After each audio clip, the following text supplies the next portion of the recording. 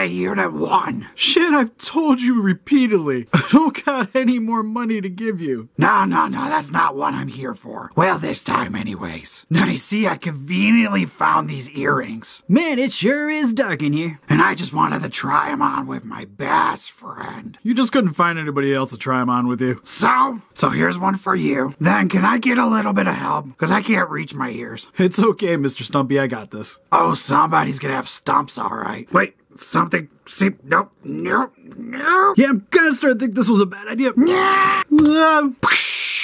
It's okay, I found out my problem. Who would have thought you wouldn't be able to see without a face? But for more pressing matters, what in the name of Kami is that? Here are just most super important views. My name's Steve. I'm Jessica.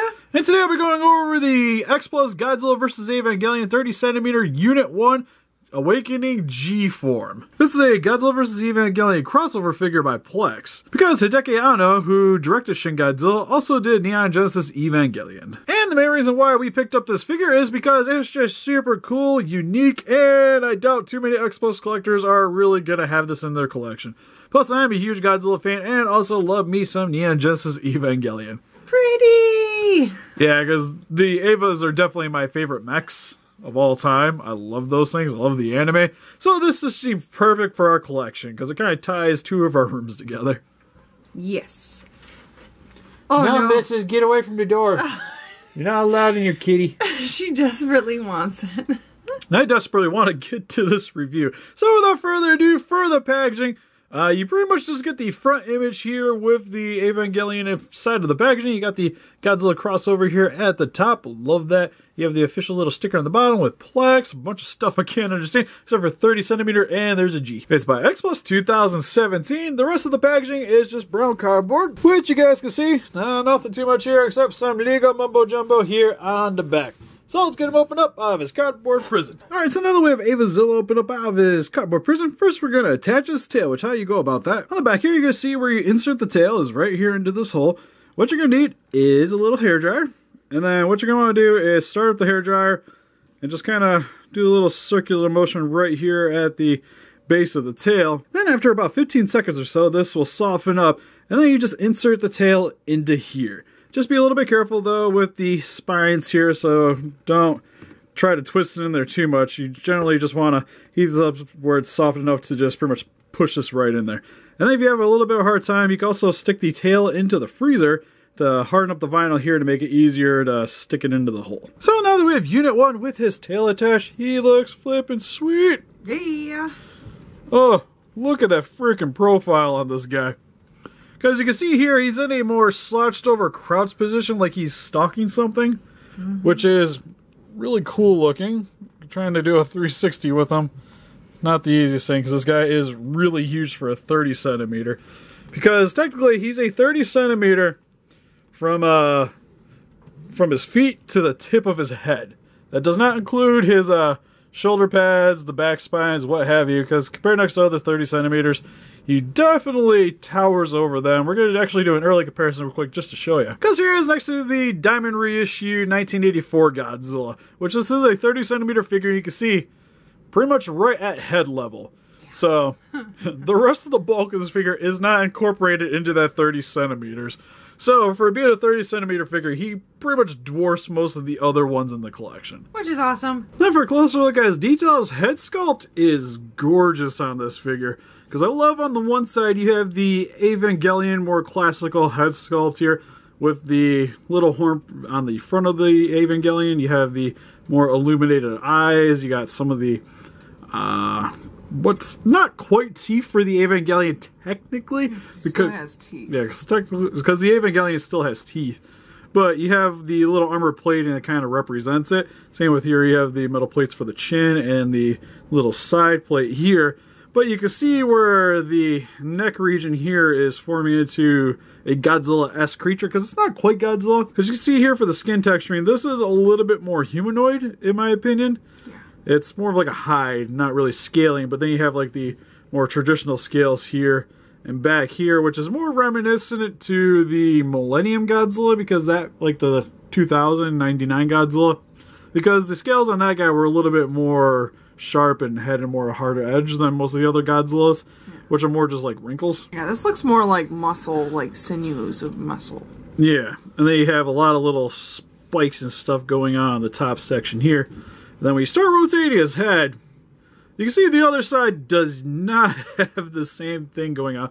You can see where the armor just kind of broken off, and then it reveals the new creature, which again isn't quite Godzilla, because the head more forms to what the Evangelion is supposed to look like. But you can see like the classic Godzilla eyebrows. He has that weird little shin thing going on. He does have an ear, which I did not notice when we did the unboxing. Because you can see right here where he has his little... It's actually a very pointy ear. It's very like goblin-esque. Not super off, but a little bit more predominant than you see on most of the other Godzillas. And then for his mouth, the teeth look really nice. They're in a bone color scheme and just kind of protruding pretty much from everywhere.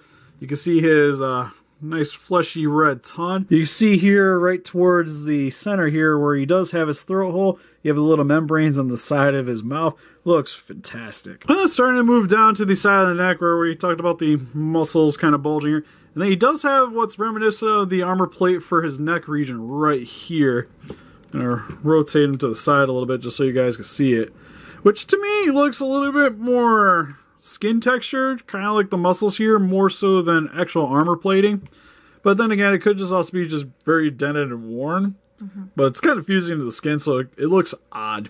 Very odd. And then you can see here for his chest area, which is really hard to get lit on this guy. But you can see where he has his armor plating right here where it deteriorates into his chest. And he has this little spike protrusion from the center portion of his chest plate. And then right here you can see it's definitely a little bit more of the kind of muscle texturing like you saw on the side of his neck. But he does have these little spikes and scales kind of sticking out here and there. And then right there you can see more of the armor plating for his abdomen and also the center orb here for what you see in the Awakened version, which is done in a clear red plastic. Next on the right side of the Evangelion, you get the classic shoulder pad for Unit 1, which this is what houses the knife that he would carry around. And in some versions you get to see where it has like little needle shooters, stuff like that hiding in there. But primarily that's where the knife would be sitting. Then you can see right here we have the Evangelion shoulder patch. But what I would have really liked to have seen here is maybe have like the Unit 1 logo. Yeah. Because you do see that in some of the shots. But you can see where the scaling is starting to fuse in with the armor, which I think is really cool. It's kind of like the Godzilla scaling is kind of taking over the outer layer of the Evangelion. Exactly. Because you get a see right here on the back of the arm where it's forming. And even has like this weird little spike protrusion, which isn't very Godzilla, but it's very cool. This actually is a little bit more Gamera, in my opinion. And they have the Evangelion armor plate on the front here. Again, would have really loved to have seen the Unit 1 sticker right there. Would have been really cool to see. But it's done in a very nice neon green, which if you have any kind of lighting on this figure, this green really does pop on this figure very well. And then you have the traditional hands for Ava, which is done in very nice purpling, with some black here for the little armor paddings for the knuckles. And some little orange here for the random nubs, which never quite understood what those are for, or I just can't remember if they actually had a use in the anime. And then for the other side here, you have the same kind of just more relaxed hand. Well, this one's actually a little bit more clenching. And then coming down the other arm, where it's same have the spike protrusion. But for the left side, it does not have the shoulder pad, and more of the symbol here is already starting to deteriorate. Wasn't that more reminiscent of the Awakened form? Yeah, because usually the one Awakened form would have, this side would be glowing, like what you saw in the movie, and then the original, the original actually was just a human hand. And then, so it kind of makes sense for this side. Even though it really bothers me because it's not consistent, but it works really well for this. And then for the back here too, where you have his, where the entry plug's housed. On this one, it is shifting upwards. On Unit 1, it should be sticking towards the back. But the way the creature is hunched over and with the dorsal spines started to form here, makes sense. Which is done in some purple, some green. And then you have the little entry plug area sitting here on the back. And then you can start seeing where all the dorsal spines are starting to form on the back here. Which, the little spikes here are starting to expand upwards. And you can see where the neon green is starting to form around certain spikes. And then you get to his dorsal spines. Also, you can see a little bit of a ribcage right there. Cool. But for the dorsal spines, look freaking gnarly. One thing is, though, is I I don't know. Like, to me, it kind of reminds me of Zilla. I don't know why, because I know Zilla does like an arc thing. But it's just like the texturing really reminds me of that. And they're just kind of thin and condensed, which reminds me a lot more of Zilla. I think it's more... Or even some of like even the pose and the concepts like you see in Zilla and some of the ones. Like, this works real well. Or even like the Dark Horse Godzilla. Yeah. The Godzilla that they made. But the green looks really nice. It's the dorsal spines are all done in the same green. There's no added little detailing to help them pop a little bit. Except a little bit of silver. Yeah, like towards the tips, it's a little bit more metallic. And then it's just more of a flat green towards the center. But they look really nice, really gnarly. You get 3 segmenting rows with the little spikes sticking out on the sides of the Evangelion. Coming down to his tail, which is a very thin tail. And I do like that it kind of wraps around the Evangelion. My only issue with it is the way it's set up on this guy. It really makes him side heavy for reasons. So when trying to stand him up, you have to make sure you position the tail right. Otherwise, he likes to collapse on himself. Because him being made out of vinyl, I really wish they would have maybe reinforced the legs a little bit more. Like added some foam into the legs here. Because these really like the bend. So with the weight of the figure here, they bend a little bit, which is pretty much my only major complaint for this guy. But tail looks really nice. You can see the neon green goes all the way to the tip of the tail. And then just kind of bring it around a little bit so you guys can see it a little better. It would have been nice if they made him have a little stand or something, you know, like a little... Yeah, like something like right here, just to help hold him up, kind of like what we have with the neck and knife head. But the legs look really good too. These are pretty much mostly the armor plating. You can see some of the Godzilla skin starting to form on the back here. And then giving you guys an undershot, you guys can see definitely where it's starting to work its magic. But for the most part, the rest of it is Unit 1's armor plating here. Where you have his boots with the little neon green armor, you have these little nubs sticking out of the knee pads, which are very flexible, so you don't really have to worry about breaking these. Still be careful. It's kind of like the same up here for this. It's got a little bit of play to it, but don't go too crazy with it.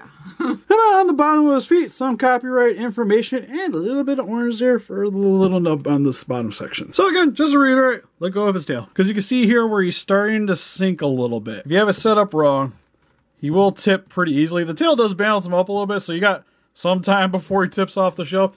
But you're going to want to make sure that the tail is set right when he's standing up so that you don't have to worry about him knocking over. So for a quick comparison, here we have the X Plus Evazilla with some other Evangelion figures with another Godzilla crossover figure with the Burning Godzilla Awakened version and the Solar Shogoken Evangelion Unit 1. Just want to point out, this one's actually a model kit, so you have to assemble that one yourself. And here is compared next to the NECA 18-inch tall Gypsy Danger and the SE Sponsor Shin Godzilla. And here is compared next to the X Plus Gigantic Series Godzilla 1962.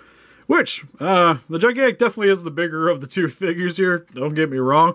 But the Evangelion is still pretty impressive in comparison. So overall, with the X Plus Evazilla, this figure is amazing. The amount of detail on this thing is insane. I love the pose, I love the sculpt. There's just nothing I really have too much to complain about, other than it being exclusive and the price was pretty hefty on this guy. Yeah. We had to go through a third party in order to get a hold of this figure, and it ran us a little bit over $500, which is pretty expensive for a flipping X Plus. You mean me?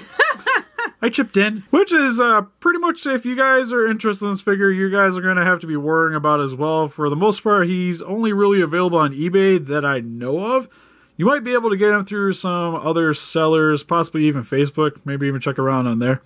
But for the most part, he's going to be a very expensive figure to try to acquire. So the question here is, would I recommend it to you guys? So if you have the funds, I definitely say he's worth it. Yeah. Because he's easily my favorite X Plus that I own in my collection. He now officially trumps my 1962. Like, it's not even close anymore. That's pretty bad. That's surprising. Because for me, even with the price tag, I'm pretty satisfied with it. So if you got the funds and can afford it, and you love Evangelion and Godzilla, then this, to me, is like the perfect figure. But if you guys are looking for a more cheaper option, there is the SH Monster Arts Evazilla, or the Godzilla that's an Evangelion color scheme that's coming out. Or even better yet, because it's only going to run about $200, depending on where you order from. It might be a little less if you order from Japan, or a little more if you order stateside. But Sentinel's making an Evazilla, but it's actually a mech. Yeah, he looks more like, kind of like Zilla. Yeah, he kind of looks like Zilla if it was a robot. Yeah. And it's really cool looking. I'll toss up a picture real quick right here just so you guys can see it. Which that figure might be a little bit more in some people's range, or even like the Kotobayuki model kits that they're tossing out right now. Still like to possibly get the beast mode. Yes, because there is a Unit 2. Yes, there's Unit 2. And Unit 2 looks flipping gnarly, but with the price tag, I could only pick one. And my favorite's Unit 1, so. Still like the kitty one. You and cats. But what do you guys think? Have any of you other guys picked up the X Plus Evazilla? What's your favorite Godzilla crossover figure, or is Gundam just more your thing? Please let us know in the comments. We'll have closer pictures of the guy on our website if you want to click the link in the description below. This also would have been up on the website in advance. So definitely go check out our website periodically just so you guys can be kept up to date with what's going on with the channel. And we also have a Patreon account if you guys would like to help support the channel. Also link in the description below. And help us defeat those kaijus by hitting that like button. Subscribe, become a ranger today, and see you guys in the next video. Bye-bye.